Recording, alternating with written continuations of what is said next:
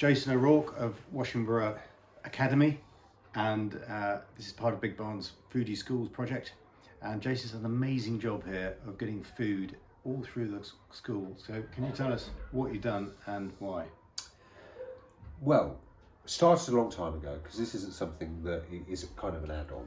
What the key aspect to introducing food into schools, I think, is getting a whole school food approach.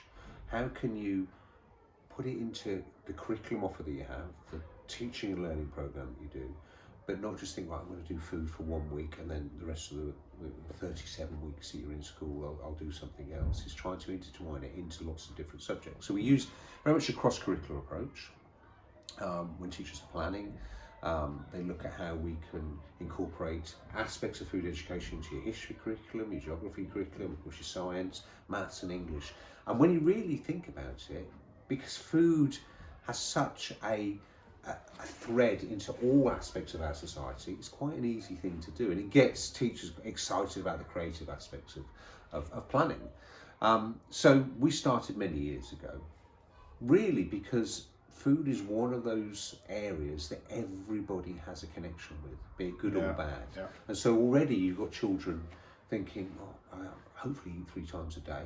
Here's a medium that I can engage with, I'm familiar with, and it's up to us as professionals to think, how can we make it into a really, really good learning experience? So it's not just about attainment, it's about you love food and you see these kids with learning difficulties being able to link something that's academic with something that's practical, I think learning better. Yeah, I don't know the learning difficulties, it's just part of life. Yeah. So let's use it to further support and enhance the curriculum that we have and the learning opportunities that the children have here. And of course you link it up with academic attainment. That's part of what schools are about. But we're also about children's health and their well-being, both physically and mentally. But we're also about joy and pleasure. Yeah. And food can give us that if it's taught well and it's accessed well. And I think sometimes we always try to put a measure on things. Now it might, or quantitative measure on things, but it's also the qualitative measure of children really engaging with an area, really interested in it, and that learning but not really know that they're learning, which is great.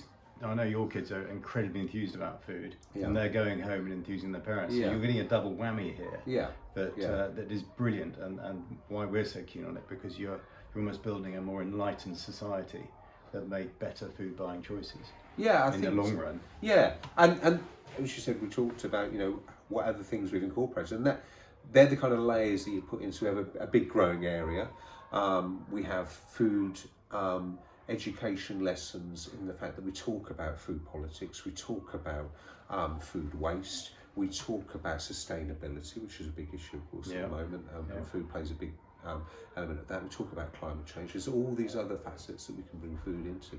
We talk about seed saving. We talk about heritage varieties of vegetables and fruits, so the children can see those areas and how that contributes not just to the world view, but also the local view as well. And buying local produce for our school kitchen. We're very keen on that. So we try and kind of hit every nail with it and make sure that it just intertwines, as I said, that whole school approach to all of it. And these kids have got tremendous life skills when they leave this school, and they can pass these on. Exactly. That's fantastic.